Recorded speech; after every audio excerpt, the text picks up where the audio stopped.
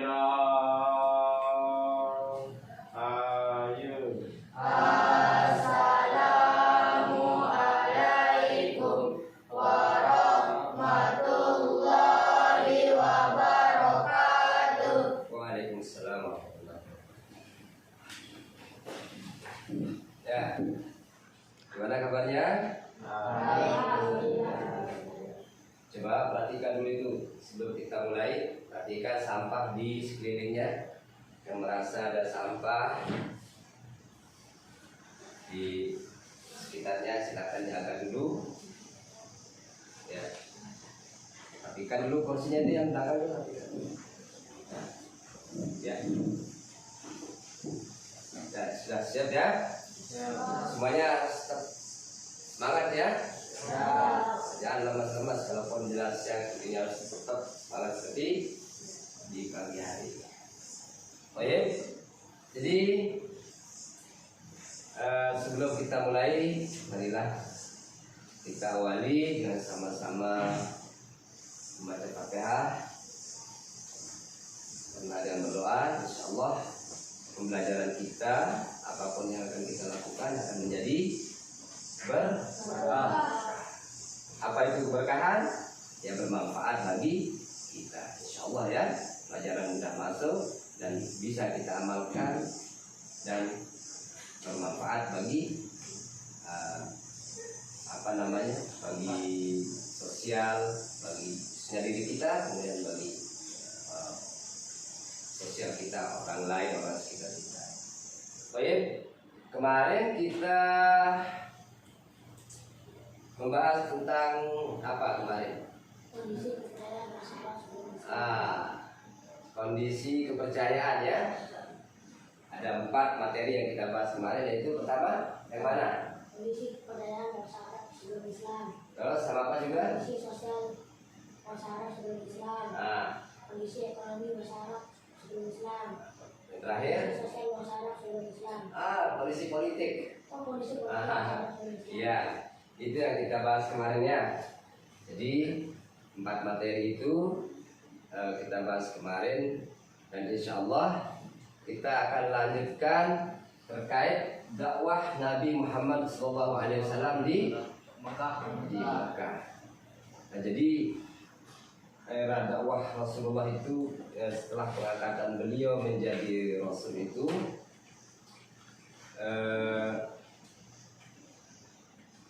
banyak sekali rintangan yang beliau hadapi, khususnya ketika mendakwahi orang-orang Quraisy. Bahkan di pertama kali dakwahnya, orang terdekat beliau ya yang menentangnya. Siapa di sana? Abu Lahab, itu paman beliau.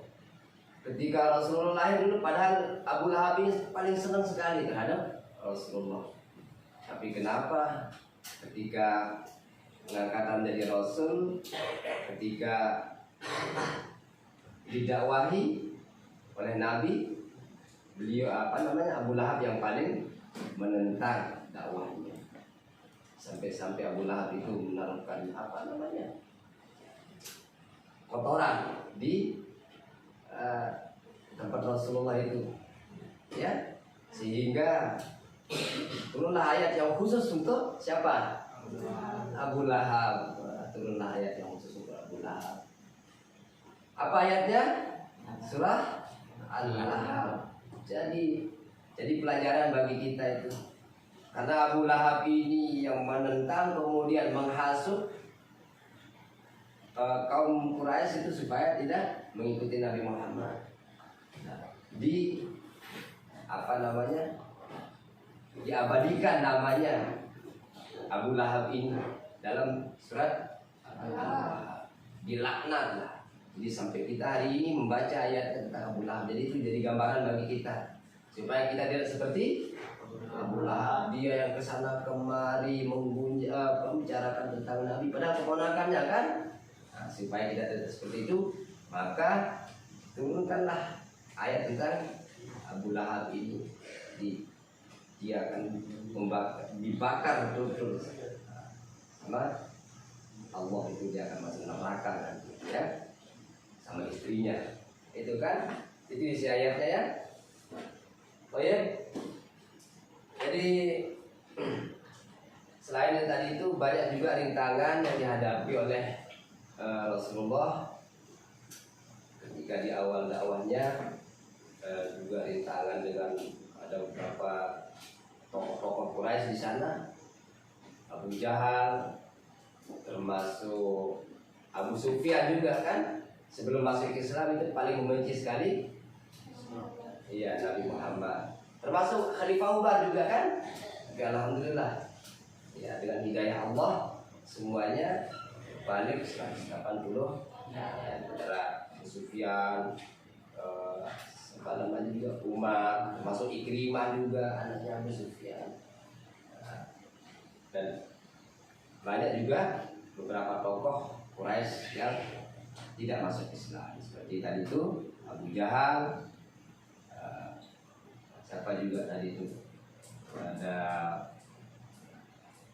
Abu Lahab, termasuk tokoh Quraisy yang tidak masuk Islam, tidak dapat hidayah. Dapat hidayah tapi tidak mengena di hatinya. Siapa namanya? Abu Jahal ini sering dengarkan, dia diam-diam dengarkan ngajinya Nabi itu, dakwahnya Nabi, diam-diam dia dengarkan.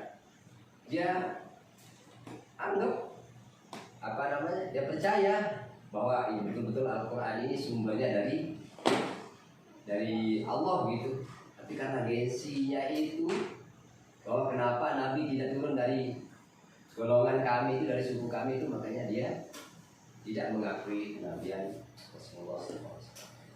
Baik, sekarang kita akan tampilkan tayangannya terkait tentang dakwah Nabi Muhammad di Mekah. Silakan disiapkan orek-orekannya, disiapkan penanya untuk meringkas ya. Ringkas apa yang perlu dicatat nanti di tayangan jadi referensinya.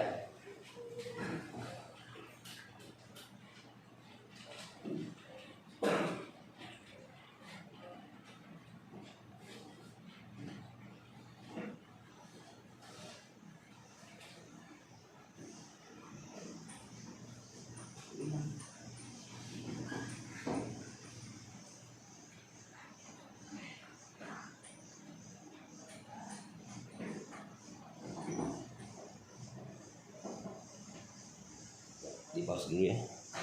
Ini pakai kaosnya nanti ya.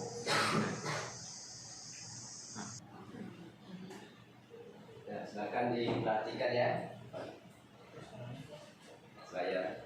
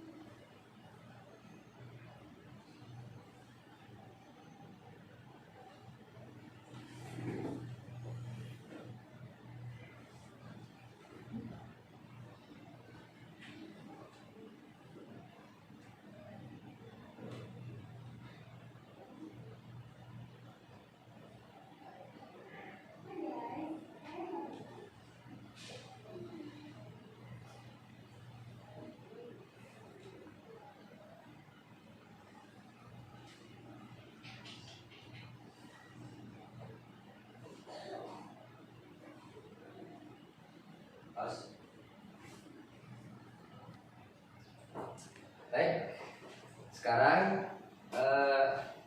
saya bagikan kelompoknya. Itu nafas ngerti itu, bangun dulu. Segar ya. Iya, jangan ngantuk ya. Kalau udah jelas siang gini harus semangat. Baik, sekarang kita bagikan kelompoknya. Ini kelompok A, B, C. Nah, nanti ini saya bagikan materinya, materi yang akan didiskusikan ya. Ini terkait prioritas dakwah Nabi. Ini referensinya. Kemudian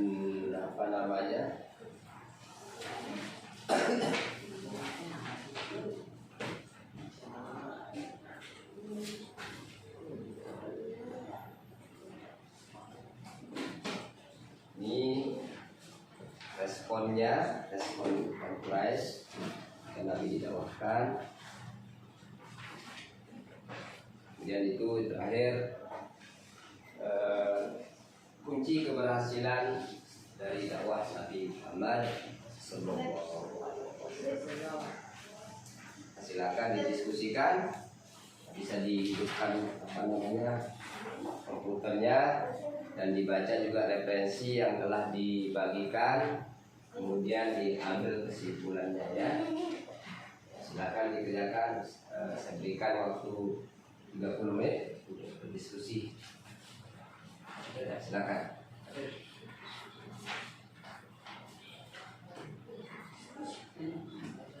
Kalau ada yang kurang dipahami terkait bahasa-bahasa yang ada di sana, ya silakan ditanyakan.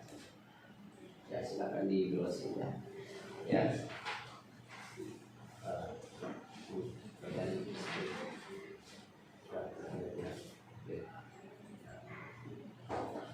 Baik. Tadi gitu ya.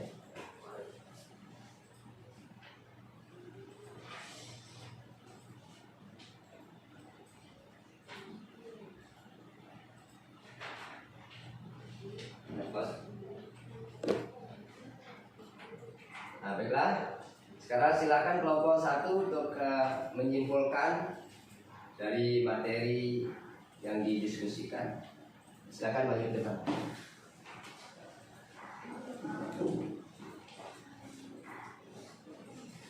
Akan disampaikan. Ya. Prioritas dakwah Nabi Muhammad selama di Mekah adalah menyiarkan agama Islam kepada kaum Quraisy yang berada di Mekah. Dakwah Nabi Muhammad ini dilakukan dengan 3 cara sembunyi-sembunyi, dengan melalui keluarga dengan terang-terangan. Adapun dari keluarga Nabi yang pertama kali masuk Islam, 1. Sayyidah Khadijah Ali bin Abi Thalib. 2. Zaid bin Haris dan dari keluarga sahabat. 1. Abu Bakar As-Siddiq. 2. Utsman bin Affan. 3. Zubair bin Amwat. 4. Abdurrahman bin Rauf. 5. Sa'ad bin Waqqas. 6. Talhah bin Ubaidillah. Mereka inilah ashabi awwalun. Iya. Itu saja kesimpulan dari kelompok A melalui prioritas dakwah Nabi Muhammad di Mekah. Ya, silakan dulu. Baik, untuk kelompok selanjutnya, kelompok B.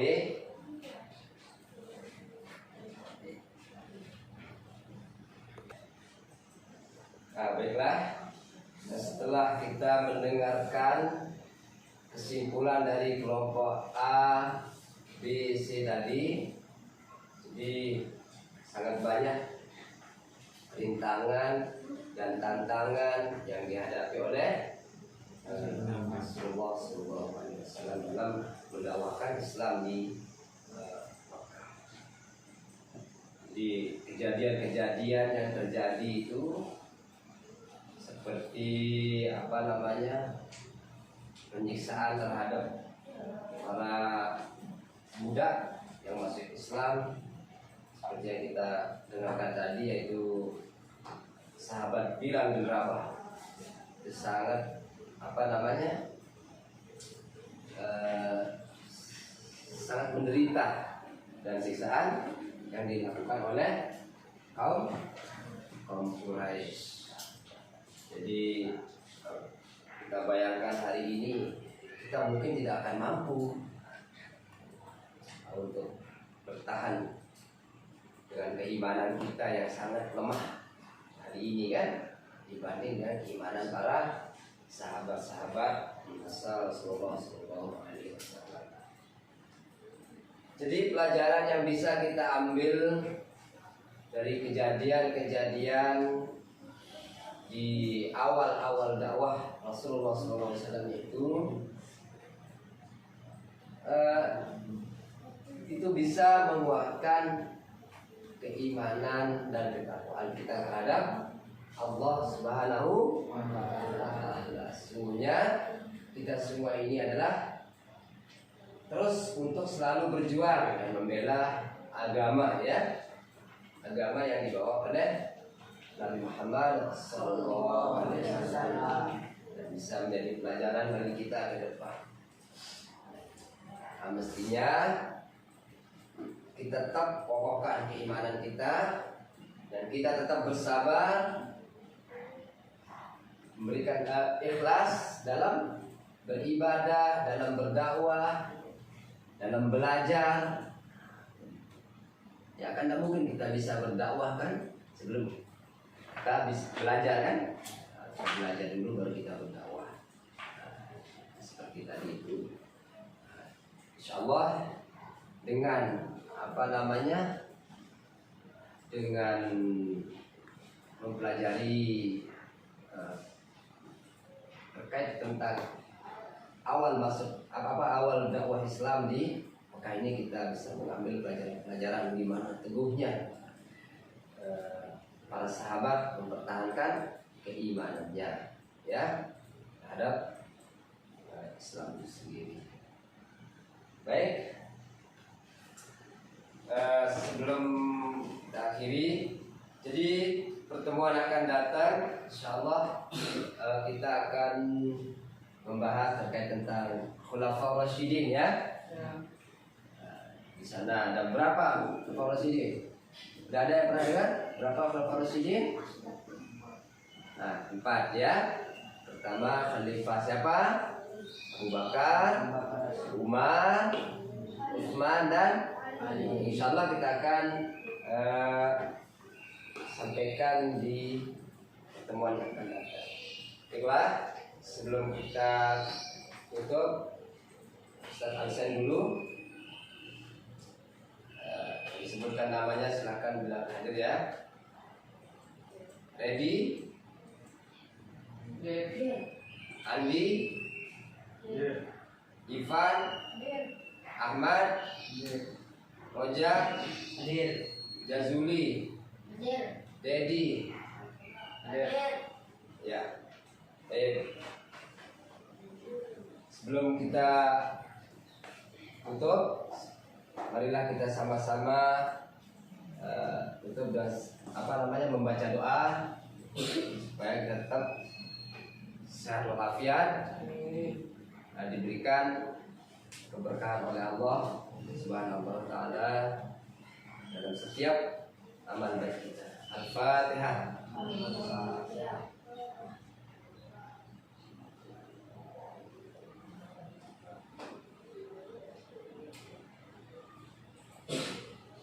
Ya, tapi alhamdulillah. Alhamdulillahirabbil alamin. Ya, kira.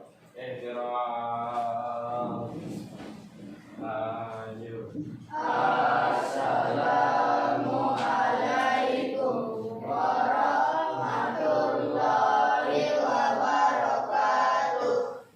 Waalaikumsalam warahmatullahi wabarakatuh.